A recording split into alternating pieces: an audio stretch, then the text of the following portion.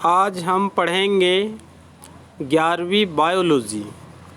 11वीं बायोलॉजी के अंतर्गत जितने भी चैप्टर हैं उन सब को हम लोग चैप्टर वाइज अध्ययन करेंगे। जब 2 साल पहले 11वीं और 12वीं का जब सिलेबस चेंज किया गया तो 12वीं का कुछ सिलेबस 11वीं में आ गया और 11वीं का कुछ सिलेबस 12वीं में चला गया।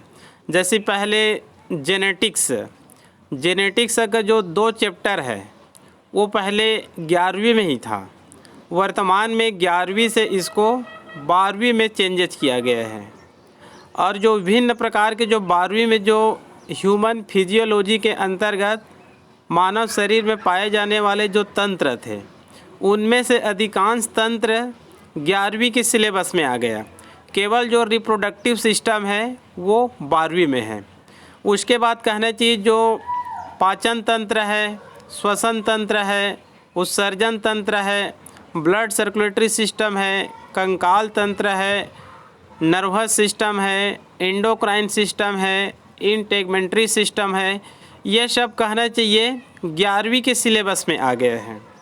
और जो पहले यूलेशन विकास का नामक एक चैप्टर था वो पहले 11वीं में था। ओरिजिन ऑफ लाइफ और विकास के सिद्धांत और विकास के प्रमाण ये सब पहले 11वीं में थे, लेकिन वर्तमान में ये सब 12वीं में चले गए हैं। तो कहना चाहिए 2 साल पहले जब चेंज किए गए तो कुछ कोर्स को अपडेट भी किए गए। ठीक है, तो अधिकांश कोर्स सिलेबस की दृष्टि से देखेंगे तो सबसे ज़्यादा सिलेबस कहना चाहिए 11वीं में है, 60% बायोलॉजी का, और जो 40% कोर्स है वो 12वीं में है। लेकिन जब नीट एग्ज़ाम होता है तो जो क्वेश्चन आते हैं 90 क्वेश्चन, 90 प्रश्न, तो उसमें ये देखा गया है कि लगभग 45 क्वेश्चन 11वीं के सिलेबस से आते हैं और 45 क्वेश्चन 12वीं के सिलेबस से आते हैं। हालांकि जो 11वीं का सिलेबस वो ज़्यादा है, इसका मतलब ये नहीं है कि 11वीं से ज़्यादा क्वेश्चन आएगा। ये देखा गया है 11वीं और 12वीं तो 45 + 45, तो लगभग रेशियो में 45 के ही आसपास रहता है। ठीक है जी, मतलब ज़्यादा अंतर इसमें नहीं होते हैं। तो आज हम लोग 11वीं बायोलॉजी का अध्ययन करेंगे। ठीक है जी, मेरा नाम वैसे तो आप लोग सभी लोग जानते हैं। ठीक है, मेरा नाम है प्रमोद कुमार यादव। मैं बायोलॉजी का व्याख्याता हूं और मुझे 11वीं बायोलॉजी पढ़ाते हुए लगभग 20 वर्ष पूर्ण हो चुके हैं। ठीक है, मैं अपने छत्तीसगढ़ में एकलव्य मॉडल स्कूल, जिसको हम लोग EMRS कहते हैं, EMRS Eklavya model residential school, जो अपने रायगढ़ ज़िले में छोटे मुड़पार जो कि खरसिया के पास स्थित है। मैं यहाँ पर 2011 से PGT मतलब पोस्ट ग्रेजुएट टीचर के रूप में पदस्थ हूँ। ठीक है, इस यहाँ आने से पहले मैं 2002-03 से व्याख्याता के पद पर अपने छत्तीसगढ़ के जो स्कूल है उसमें मैं पदस्थ रहा हूँ और 2011 में एकलव्य मॉडल स्कूल में पदस्थ हूँ और लगभग कहना चाहिए मेरे को 11वीं 12वीं पढ़ाने का अनुभव 20 वर्ष हो गए हैं। ठीक है, इस बीच कहना चाहिए मैं 12वीं के लिए YouTube बनाना प्रारंभ किया था और 12वीं का लगभग कहना चाहिए वर्तमान जितने चैप्टर है, वर्तमान सिलेबस है वो मेरा 12वीं का कंप्लीट पूर्ण हो चुका है। और सभी कहना चाहिए वीडियो मेरे जो YouTube चैनल है NEET biology with Pramod Yadav, NEET biology with Pramod Yadav इसमें अपलोड हो चुका है। तो यदि आप नए स्टूडेंट्स हैं, यदि आप 11वीं में हैं या 12वीं में हैं या फिर आप BSc स्नातक वर्ष का पढ़ाई कर रहे हैं और आप आगे चलकर बायोलॉजी का लेक्चरर या फिर बायोलॉजी का PGT पोस्ट ग्रेजुएट टीचर, चाहे आप नवोदय विद्यालय में हो, चाहे केंद्रीय विद्यालय में हो, चाहे एकलव्य विद्यालय में बनना चाहते हो, या आगे चलकर आप नेट का एग्ज़ाम दिलाना चाहते हैं, असिस्टेंट प्रोफेसर बनना चाहते हैं, तो या फिर 12वीं में बायोलॉजी में आप 95 अंक लाना चाहते हैं, तो मेरे जो YouTube चैनल है NEET biology with Pramod Yadav, उसको आप लोग तुरंत सब्सक्राइब करिए। और आपके जितने भी मित्र हैं जो आगे चलकर बायोलॉजी क्षेत्र में अपना करियर बनाना चाहते हैं, मतलब बायोलॉजी में आप लेक्चरर बनना चाहते हैं, डॉक्टर बनना चाहते हैं, पीजीटी बनना चाहते हैं, असिस्टेंट प्रोफेसर बनना चाहते हैं, तो मेरे यूट्यूब चैनल को आप लोग तुरंत सब्सक्राइब करिए। और चैप्टर वाइज आप प्ले लिस्ट में चले जाएंगे, प्ले लिस्ट में आपको चैप्टर वाइज वीडियो मिलेगा। ठीक है जी, जैसे कि 12वीं बायोलॉजी है, उसमें 16 चैप्टर है, तो आपको चैप्टर वाइज वहाँ पर आपको वीडियो मिलेंगे 1 2 3 4 5 6 के रूप में। क्लियर। और प्ले लिस्ट में ही आपको 11वीं का भी वीडियो आपको मिलेगा। क्लियर। तो जो थ्योरिकल है इसको मैं 100 रिकॉर्डर ऐप के माध्यम से आपके लिए बना रहा हूँ। और जो महत्वपूर्ण चैप्टर है जैसे कि ह्यूमन फिजियोलॉजी, ठीक है, इनका मैं अलग से नीट लेवल के वीडियो आप लोगों के लिए तैयार करूँगा। जो साइटोलॉजी है ये सब बहुत ही महत्वपूर्ण होते हैं। ठीक है जी। तो आज शुरू करते हैं 11वीं बायोलॉजी के अंतर्गत द लिविंग वर्ल्ड, जो सजीव जगत है यहाँ से शुरू करते हैं, क्योंकि 11वीं बायोलॉजी में सजीव जगत से ही शुरू किया गया है। उसके बाद कहना चाहिए जो 5 जगत है, 5 किंगडम जो कहना चाहिए R.H. व्हिटकर द्वारा दिया गया है, उसका हम लोग अध्ययन करेंगे। ठीक है, 5 जगत अध्ययन करने से पहले हम लोग लिविंग वर्ल्ड का अध्ययन करेंगे। ठीक है, तो यहाँ से हम लोग शुरू करते हैं। साइंस, बायोलॉजी क्या है? एक साइंस है। और आप लोगों को पता होगा साइंस तो कहने चाहिए हम लोग 6वीं से ही, आजकल प्राइमरी स्कूल से ही साइंस शब्द हम लोग सुनते हैं। तो साइंस शब्द की उत्पत्ति लैटिन भाषा के साइंटिया शब्द से हुई है, जिसका शाब्दिक अर्थ होता है ज्ञान, जिसका शाब्दिक अर्थ होता है ज्ञान। और इसी प्रकार से कहना चाहिए बायोलॉजी 2 शब्दों से मिलकर बना होता है, एक होता है बायोस और एक होता है लोगोस। बायोलॉजी 2 शब्दों से मिलकर बना हुआ है, बायोस प्लस लोगोस। और बायोस का अर्थ होता है जीवन, बायो से बना हुआ है बायोस, और बायोस का शाब्दिक अर्थ होता है जीवन। और लोगोस का शाब्दिक अर्थ होता है अध्ययन। तो इस बायोलॉजी का शाब्दिक अर्थ अब यहाँ पर क्या हो जाएगा? जीवन का अध्ययन, जीवन का अध्ययन। ठीक है जी। जीव विज्ञान के पिता अरस्तु कहलाते हैं। अरस्तु कहना चाहिए ओल्ड साइंटिस्ट है। ठीक है, फादर ऑफ बायोलॉजी, जीव विज्ञान के पिता अरस्तु। अरस्तु का नाम तो आप लोग सभी सुने होंगे। अरस्तु कहना चाहिए एक ऐसे साइंटिस्ट है जो बायोलॉजी को छोड़कर, जूलॉजी को छोड़कर अन्य कई विषयों को भी कहना चाहिए फादर है, मतलब जनक है। कहा जाता है अरस्तु को 22 विषयों का ज्ञान था। ठीक है, इसी प्रकार से कहना चाहिए जीव विज्ञान शब्द किसने दिया था? तो जीव विज्ञान शब्द कहना चाहिए लेमार्क एवं एक अन्य वैज्ञानिक का नाम है ट्रेविरेनस।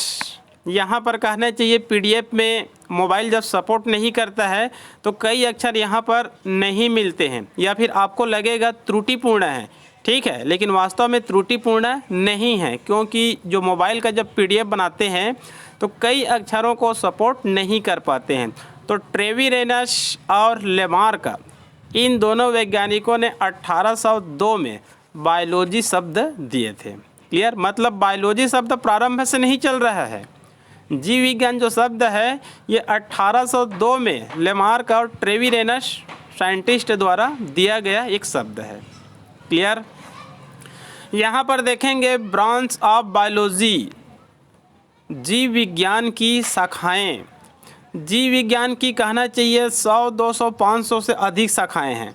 यहाँ पर कहना चाहिए सभी शाखा का अध्ययन करना संभव नहीं है। ठीक है, लेकिन यहाँ पर जो प्रमुख ब्रांच है, जो प्रमुख शाखा है, उन सबको मैं यहाँ पर एक एक शब्द के बारे में बता रहा हूँ। ठीक है, और ये आपका जो नीट का क्वेश्चन है, लेक्चरर भर्ती का परीक्षा है, चाहे नेट का हो, चाहे सेट का हो, चाहे असिस्टेंट प्रोफेसर का हो, ये कहाँ से आते हैं ये क्लियर नहीं होते हैं। ठीक है, तो इन सब को तो हमको अध्ययन तो करना ही पड़ेगा। इसको छोड़कर यदि आप अन्य बुक से पढ़ाई कर रहे हैं या गूगल से पढ़ाई कर रहे हैं, तो जब आपको मिलेगा कि ये कौन से ब्रांच है, तब उसको भी आप लोगों को अध्ययन करना है। मतलब यहीं पर आपको सफिशिएंट नहीं हो जाना है। क्लियर। जूलॉजी, जो बायोलॉजी होता है जीवों का अध्ययन करना, तो हमको पहले से ही पता है बायोलॉजी के अंतर्गत बॉटनी और जूलॉजी का अध्ययन किया जाता है, क्योंकि जब हम लोग 12वीं पास होकर कहना चाहिए कॉलेज जाते हैं, बीएससी करने जाते हैं, तो वहाँ पर एक बॉटनी का पुस्तक मिलता है और एक जूलॉजी का मिलता है, और दोनों को ही कहना चाहिए बायोलॉजी कहा जाता है।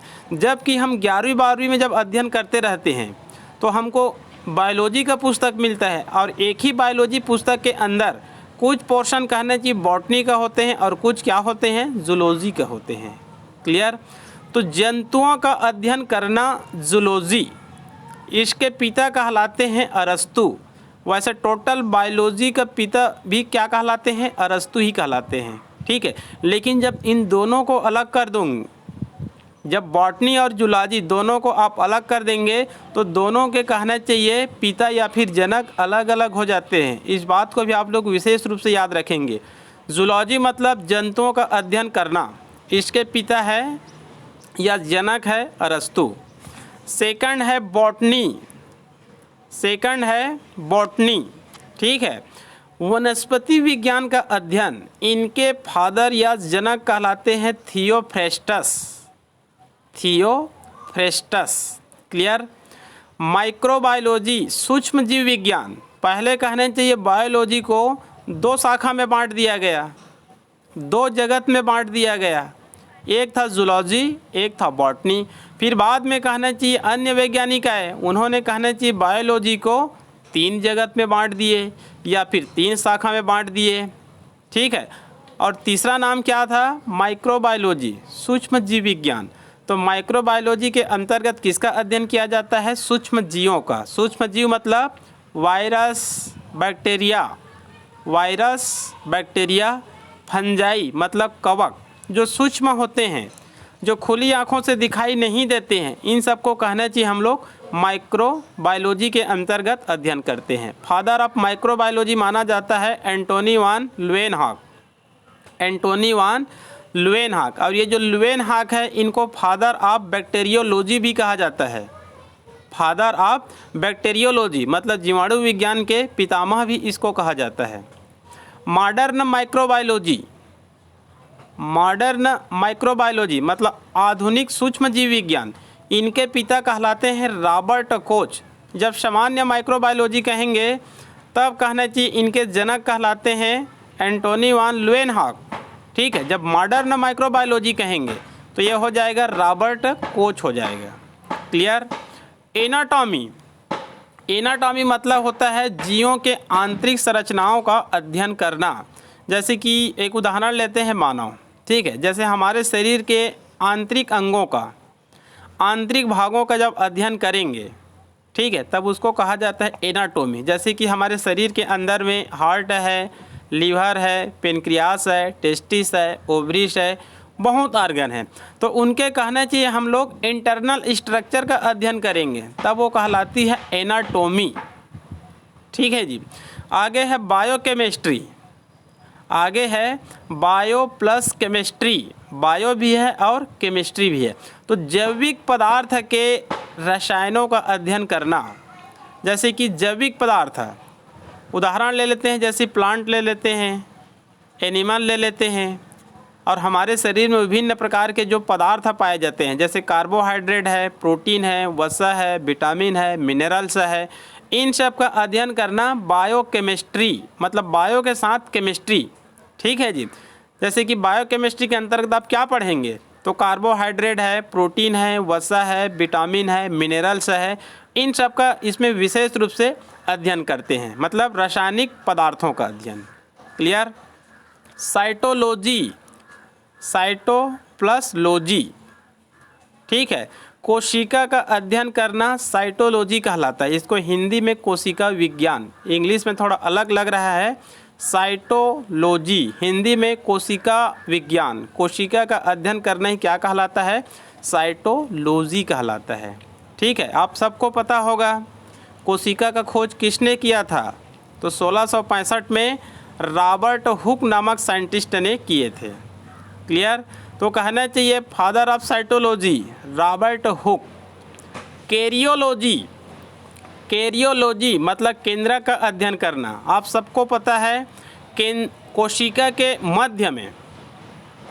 के मध्य में केंद्रक पाई जाती है, न्यूक्लियस पाई जाती है। तो न्यूक्लियस या केंद्रक का अध्ययन करना क्या कहलाता है? कैरियोलॉजी।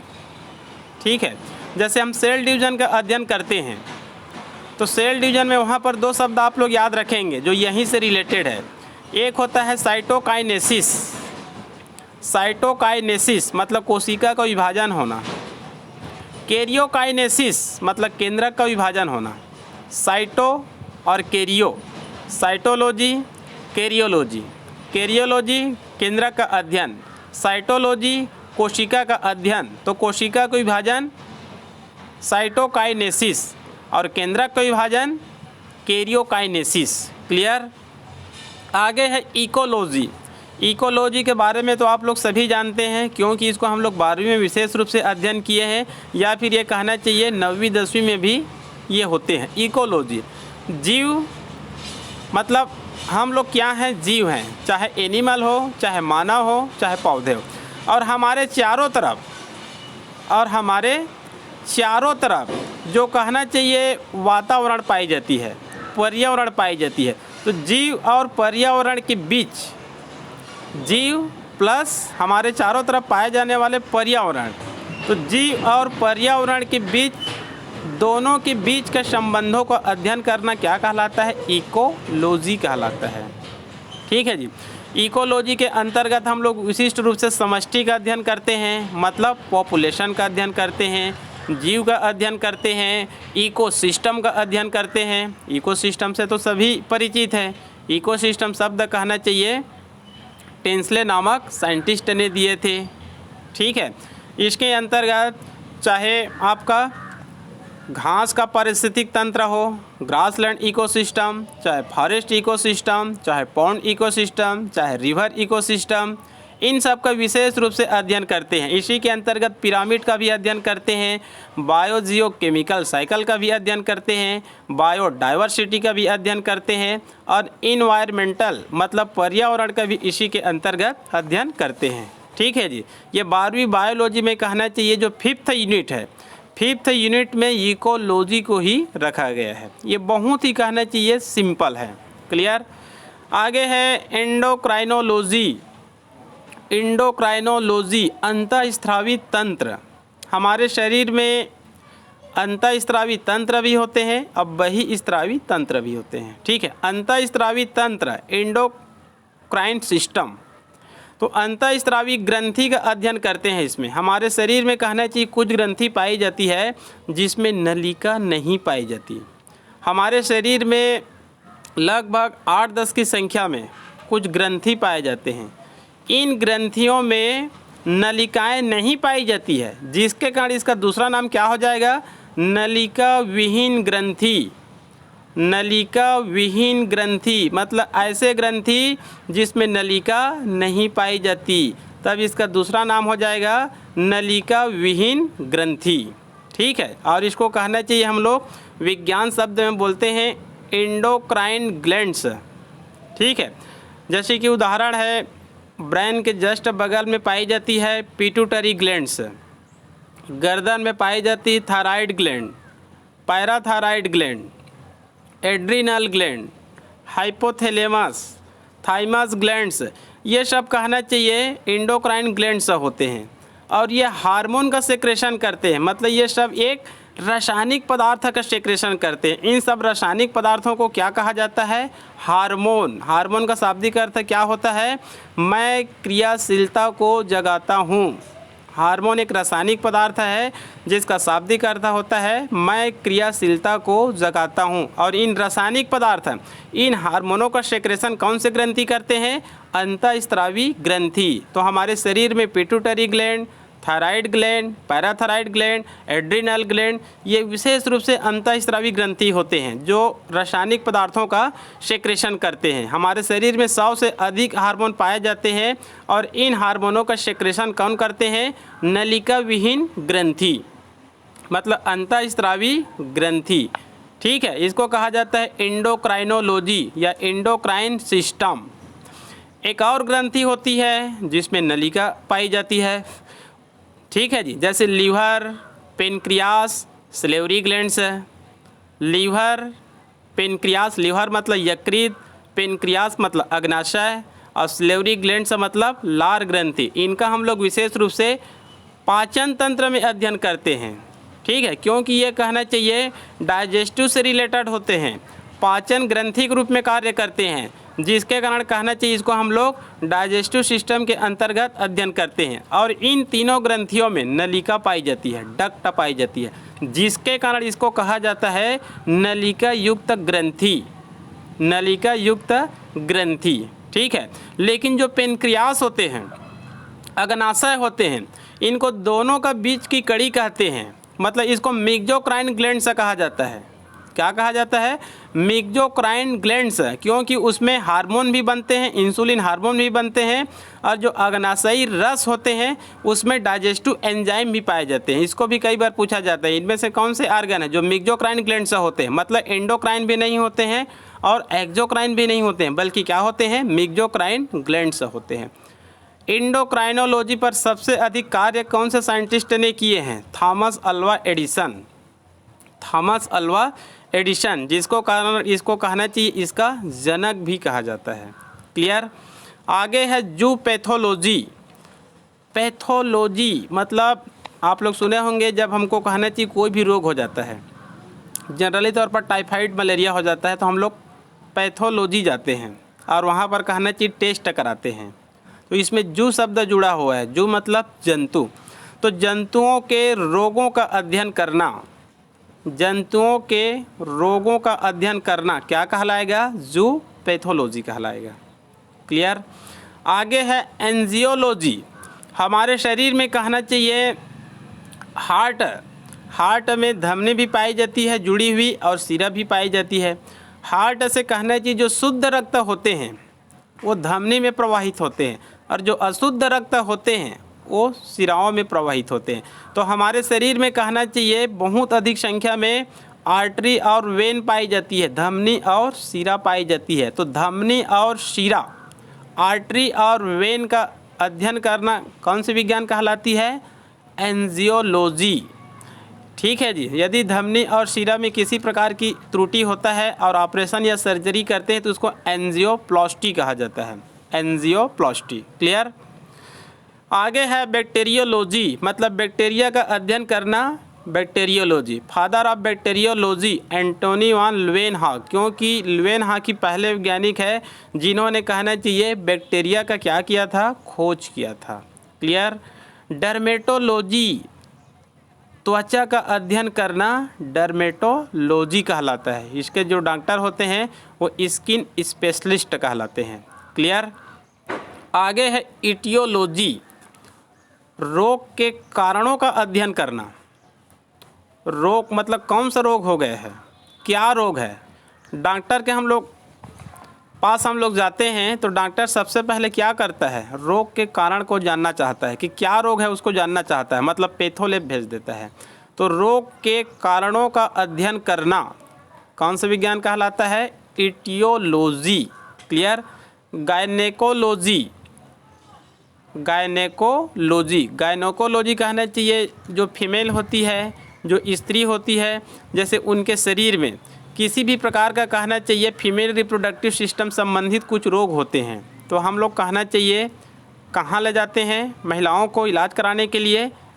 गायनेकोलॉजिस्ट के पास। स्त्री रोग विशेषज्ञ बोलते हैं, जो इनके जो डॉक्टर होते हैं ना उनको हम लोग क्या बोलते हैं? स्त्री रोग विशेषज्ञ। तो गायनेकोलॉजी, इसमें जो स्त्री रोग विशेषज्ञ होते हैं विशेष रूप से कहना चाहिए फीमेल रिप्रोडक्टिव सिस्टम का अध्ययन करते हैं। क्लियर? आगे है मोलकुलर बायोलॉजी। मोलकुलर बायोलॉजी कहना चाहिए 12वीं में एक चैप्टर है जेनेटिक्स के अंतर्गत। तो मोलकुलर बायोलॉजी के अंतर्गत विशेष रूप से हम लोग डीएनए और आरएनए का अध्ययन करते हैं।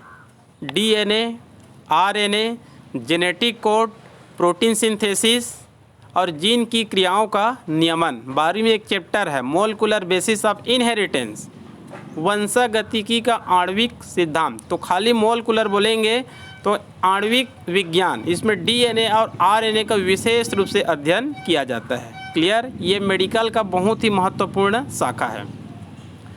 अंकोलॉजी, अंकोलॉजी मतलब ट्यूमर या कैंसर सेल का अध्ययन करना अंकोलॉजी कहलाता है। ठीक है जी, कैंसर पर रिसर्च करना अंकोलॉजी है। जो कैंसर सेल होते हैं, कैंसर सेल में पाए जाने वाले जीन को क्या कहा जाता है? अंकोजीन। तो अंकोलॉजी रिलेटेड है ट्यूमर या फिर कैंसर से। क्लियर। ऑस्टियोलॉजी, ऑस्टियोलॉजी मतलब अस्थियों का अध्ययन करना। जैसे कि हमारे शरीर में 206 अस्थि है, तो 206 अस्थि का अध्ययन करना कौन सी विज्ञान कहलाएगा?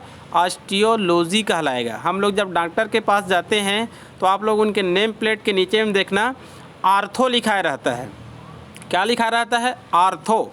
तो ऑस्टियोलॉजी या फिर आर्थोलॉजी दोनों कहना चाहिए एक ही है। क्लियर।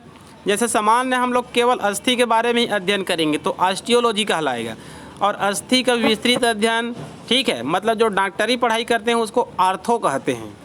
आगे है सीरोलॉजी। इसके अंतर्गत रक्त का अध्ययन करना, सीरम का अध्ययन करना, एंटीजीन एंटीबॉडी का अध्ययन करना। ठीक है, ये कहना चाहिए सीरोलॉजी है। और हीमेटोलॉजी भी कहा जाता है, रक्त का अध्ययन करना, सीरोलॉजी हीमेटोलॉजी। क्लियर। आगे होगा हीमेटोलॉजी। आगे है जेनेटिक्स। जेनेटिक्स के बारे में बताने की आवश्यकता नहीं है 12वीं के स्टूडेंट्स को, लेकिन 11वीं के स्टूडेंट्स को बताने की आवश्यकता है, क्योंकि जो 11वीं के स्टूडेंट्स हैं वो अभी 10वीं पास होकर गए हैं। ठीक है, तो आनुवांशिकी का अध्ययन करना। आनुवांशिकी मतलब माता पिता के गुणों का अगले पीढ़ी में जाना, फिर अगले पीढ़ी में जाना, फिर अगली पीढ़ी में जाना। आप लोग सभी जानते हैं मानव को जो चाइल्ड होते हैं मानव समान होते हैं। जो चाइल्ड होते हैं अपने माता पिता के समान ही क्यों होते हैं? ठीक है, कभी 90%, कभी 95%, कभी 98%, कभी 75%, कभी 80%। ठीक है, आप देखेंगे एलिफेंट का चाइल्ड एलिफेंट जैसे, टाइगर का चाइल्ड टाइगर जैसे, पक्षी के जो चाइल्ड होते हैं पक्षी जैसे, काऊ के जो चाइल्ड होते हैं काऊ जैसे। ये किसके कारण होता है? ये सब होते हैं जेनेटिक्स के कारण। ठीक है, माता पिता के लक्षणों का संतानों में जाना आनुवांशिकी कहलाता है। Father of genetics G.J. Mendel. Mendel कहना चाहिए आनुवांशिकी के क्या कहलाते हैं? जनक कहलाते हैं। इनका प्रयोग अधिकांश किस पर था? मटर, गार्डन पी, जो गार्डन में पाए जाने वाले जो मटर थे उस पर इन्होंने अपना विशेष रूप से प्रयोग किए थे। इनका विस्तृत चैप्टर आपको 12वीं में मिलेगा। क्लियर। आगे है हेरेडिटी। हेरेडिटी भी कहना चाहिए जेनेटिक्स से ही है। माता पिता के लक्षणों का संतानों में आना, ये हेरेडिटी है। इनको वंशागतिकी बोलते हैं।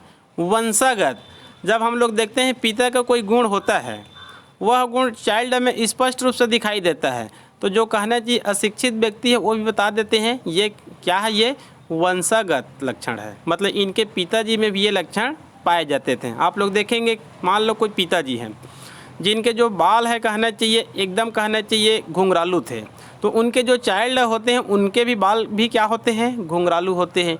यदि किसी पिताजी के बाल जल्दी से पक गए थे, ठीक है, तो उनके चाइल्ड के बाल भी, हेयर भी जल्दी क्या हो जाते हैं? पक जाते हैं। तो जो अनपढ़ व्यक्ति होते हैं वो भी बोलते हैं ये कहना चाहिए वंशागत है, आनुवांशिकी है। मतलब ये लक्षण इनको कहाँ से मिला है? इनके माता या फिर पिताजी से मिले हैं। अधिकांश लक्षण पिताजी से मिलेंगे, माँ के लक्षण दबी हुई पाई जाती है। क्लियर।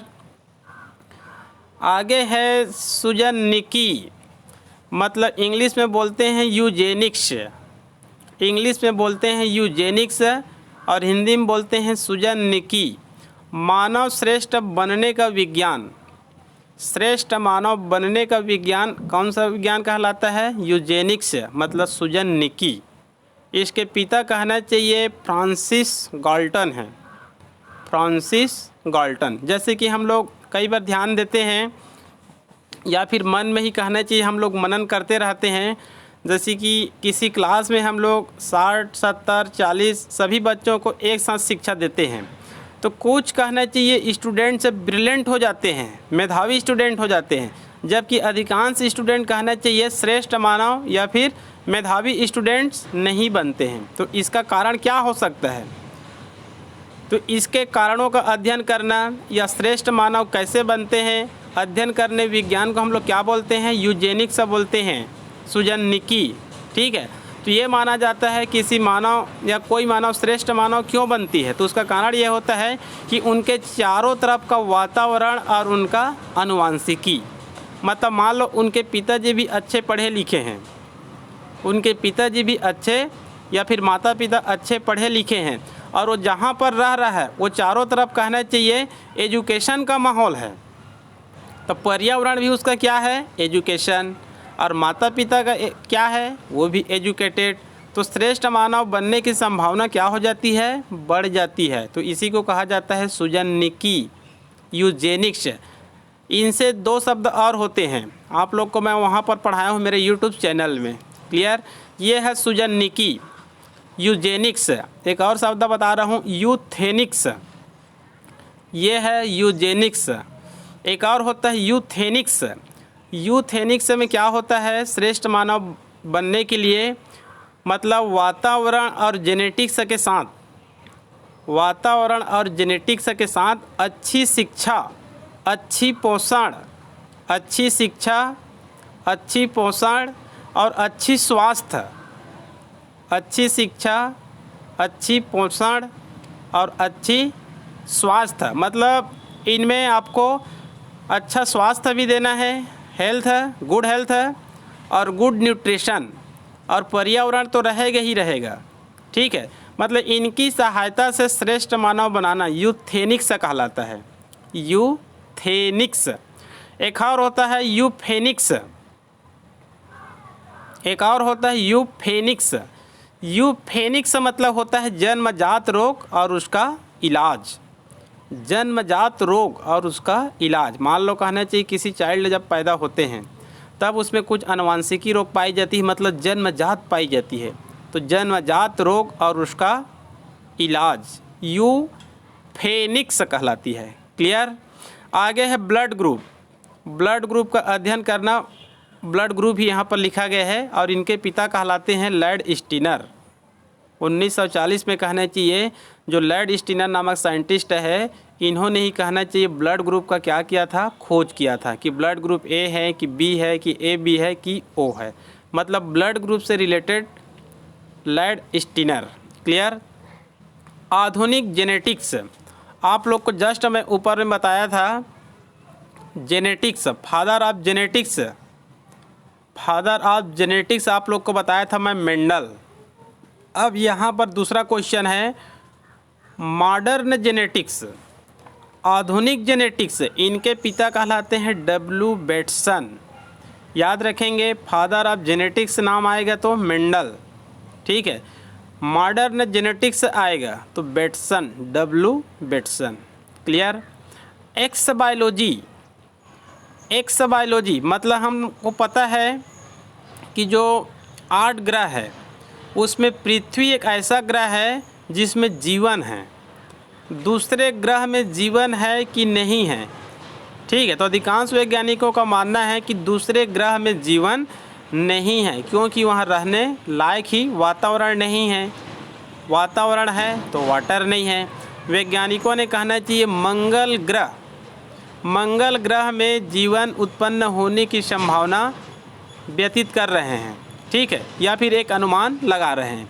तो अन्य ग्रहों पर जीवन का अध्ययन करना, अन्य ग्रहों पर जीवन का अध्ययन करना कौन सी विज्ञान कहलाती है? X biology. Clear? Genetic engineering, genetic engineering 12वीं वालों को बताने की आवश्यकता नहीं है, क्योंकि जो 4th यूनिट है वो टोटल कहना चाहिए जेनेटिक इंजीनियरिंग, चाहे बायोटेक्नोलॉजी या फिर इसको जीन थेरेपी, जीन क्लोनिंग, कई नामों से जाना जाता है। और जेनेटिक इंजीनियरिंग बायोटेक्नोलॉजी का शाब्दिक अर्थ होता है जीनों में काट छाँट करना, जीनों में हेरा फेरी करना, गलत जीन, रोग युक्त जीन को बाहर निकालना और अच्छे गुण वाले जीन को प्रविष्ट कराना, ये जेनेटिक इंजीनियरिंग कहलाता है। और यहाँ पर लिखा गया है जेनेटिक इंजीनियरिंग मतलब कृत्रिम जीन का निर्माण व स्थानांतरण। कृत्रिम आर्टिफिशियल जीन का निर्माण, आप लोग को पता होगा जो भारतीय NRI वैज्ञानिक थे डॉक्टर हरगोविंद सिंह खुराना, उन्होंने कृत्रिम जीन का संश्लेषण किया था, जिसके कारण उसको नोबेल पुरस्कार भी मिले थे। हालांकि नोबेल पुरस्कार उसके कई कार्यों के लिए मिला था, एक कहना चाहिए जेनेटिक कोड में भी उसका योगदान रहा है, और डॉक्टर हरगोविंद सिंह खुराना ने आर्टिफिशियल जीन का कहना चाहिए निर्माण भी किए थे, सिंथेसिस भी किए थे। ठीक है, तो आर्टिफिशियल जीन का निर्माण करना या फिर स्थानांतरण करना, तो जेनेटिक इंजीनियरिंग बायोटेक्नोलॉजी का शाब्दिक अर्थ याद रखेंगे, जीनों का काट छाँट करना, जीनों का हेराफेरी करना, जीनों का स्थानांतरण करना, रोगजनक जीन को बाहर निकाल देना, अच्छे जीन को प्रविष्ट करा देना, या फिर आर्टिफिशियल जीन का निर्माण कर लेना। Father of genetic engineering Paul Berg को कहा जाता है, क्योंकि पॉल बर्ग ही ऐसे पहले वैज्ञानिक थे जिन्होंने कहना चाहिए सिमियन वायरस 40, एक वायरस का नाम है सिमियन वायरस 40, इसके जीन को कहना चाहिए एक अन्य कोशिका में प्रविष्ट कराने में क्या किए थे, सफलता प्राप्त किए थे। क्लियर। एग्रोनोमी, ये कहना चाहिए सस्य विज्ञान, फसली पादपों का अध्ययन करना, जैसे कि धान है, गेहूं है, मक्का, ज्वार, बाजरा, ये सब फसली पादप होते हैं। तो फसली पादपों का अध्ययन करना एग्रोनोमी, ये एग्रीकल्चर का एक ब्रांच है। एग्रीकल्चर का क्या है, एक ब्रांच है। जैसे आप BSc करेंगे एग्रीकल्चर में, 4 वर्षीय कोर्स है, तो उसमें कहना चाहिए एक सब्जेक्ट होता है एग्रोनोमी। क्लियर। टिश्यू कल्चर, उत्तक संवर्धन, उत्तक संवर्धन, टिश्यू कल्चर। तो उत्तक संवर्धन का शाब्दिक अर्थ होता है उत्तकों का कल्चर करना, उत्तकों का कल्चर करना, संवर्धन करना, उसको लंबी दिनों तक जीवित रखना, उनकी मात्रा में वृद्धि करना। क्लियर। तो कल्चर मीडिया में या फिर आर्टिफिशियल माध्यम पर, कृत्रिम माध्यम पर या फिर कल्चर मीडिया में सेल या टिश्यू का कल्चर करना, ठीक है, टिश्यू कल्चर कहलाता है। ये भी कहना चाहिए बहुत महत्वपूर्ण आधुनिक बायोलॉजी है टिश्यू कल्चर। टिश्यू कल्चर के माध्यम से हम लोग पौधे की एक कोशिका से अनेक पादपों का निर्माण कर सकते हैं, जिसको हम लोग टोटीपोटेंसी कहते हैं। आजकल आप लोग देखेंगे बरसात के दिनों में हम लोग जैसे कि जाते हैं उद्यान, ठीक है, तो वहाँ पर आप किसी पौधे प्राप्त करना चाहते हैं तो वहाँ पर देखेंगे लाखों की संख्या में नए पौधे उत्पन्न किए जाते हैं। तो कौन सी विधि है, टिश्यू कल्चर के माध्यम से ही। किसके माध्यम से, टिश्यू कल्चर के माध्यम से। मतलब पादप के एक कोशिका से या फिर एक बीज से अनेक लाखों पौधों का उत्पादन किया जा सकता है, इसको टिश्यू कल्चर कहा जाता है। 12वीं में एग्रीकल्चर का एक चैप्टर है, उसमें टिश्यू कल्चर चैप्टर को रखा गया है, और वहाँ पर टिश्यू कल्चर कहना चाहिए 4 प्रकार की बताई गई है। क्लियर। पहले क्या होता था, कोशिका का अध्ययन नहीं हो पाता था, टिश्यू का अध्ययन नहीं हो पाता था, क्योंकि कहना चाहिए टिश्यू को, कोशिका को हम लोग जब कहना चाहिए बाहर निकालते थे तब उनकी क्या हो जाती थी, मृत्यु हो जाती थी, क्योंकि सूख जाती थी। तो वैज्ञानिकों ने एक ऐसा घोल तैयार किया, उस घोल को कहना चाहिए कल्चर मीडिया कहा जाता है। उस घोल को क्या कहा जाता है, कल्चर मीडिया। और उस कल्चर मीडिया में ही कहना चाहिए जो सेल होते हैं, टिश्यू होते हैं, उसको एंट्री करा देते हैं। अब वो ऐसा घोल होता है जिसमें कई दिनों तक ये जो सेल होते हैं, ये टिश्यू होते हैं, नष्ट नहीं होते हैं, ठीक है, और इसी की सहायता से टिश्यू कल्चर किया जाता है। क्लियर। टिश्यू कल्चर से जो नए पौधे प्राप्त होंगे वो केवल पेरेंट्स के समान होते हैं, जिसके कारण टिश्यू कल्चर से जो प्राप्त पौधे होते हैं, जो जीव होते हैं, वो सोमा क्लोन कहलाते हैं, मतलब माता पिता के समान ही होते हैं। क्लियर। आगे है DNA फिंगरप्रिंटिंग। DNA फिंगरप्रिंटिंग, इसको तो आप लोग सभी सुने होंगे, कुछ लोग या अधिकांश लोग कहने चाहिए हम लोग फिल्म में भी देखते हैं। तो DNA फिंगरप्रिंटिंग का शाब्दिक अर्थ होता है अपराधी को वैज्ञानिक तरीकों से पकड़ना, अपराधी को वैज्ञानिक तरीके से पकड़ना। जैसे कि हम लोग देखते हैं कि इनके कई उदाहरण देखने को मिलते हैं। कुछ कहने चाहिए अपराधी होते हैं, वो कहना चाहिए किसी की हत्या करके चले जाते हैं, लेकिन अपना कुछ न कुछ वहाँ पर निशान छोड़कर चले जाते हैं। जो निशान छोड़कर चले जाते हैं उनमें कहना चाहिए उनके पैर या विशेष रूप से हाथ के पंजे का निशान उसमें रह जाता है। ठीक है, जो हथियार होते हैं जो वहाँ पर छूट जाते हैं उनका कहना चाहिए DNA का क्या निकालते हैं हम लोग, फिंगरप्रिंट निकालते हैं। और सामने वाले जितने भी अपराधी होते हैं उनके कहना चाहिए DNA का फिंगरप्रिंट निकालते हैं। तो जिनका जब मिलान हो जाता है तो वही क्या होता है, वो अपराधी होता है। ठीक है, कई बार कहना चाहिए जो पितृत्व समस्या होते हैं उनको सुलझाने में भी ये काम आते हैं, पितृत्व समस्या। ठीक है जी। और कई बार कहना चाहिए चाहे राजीव गांधी के हत्यारे हो या फिर कहना चाहिए कई अन्य देशों में भी केस मिलते रहते हैं। तो ये कहना चाहिए DNA फिंगरप्रिंटिंग की सहायता से अपराधियों को वैज्ञानिक तरीक़ों से पकड़ना या फिर ढूंढना होता है। और इनके जनक कहलाते हैं Alex Jeffrey, father of DNA fingerprinting. Alex Jeffrey इसके जनक है। होम्योपैथी ये रोगों का इलाज करने की एक विधि है। इनके पिता माने जाते हैं हेनी मैन को। इसके पिता कौन है, हेनी मैन।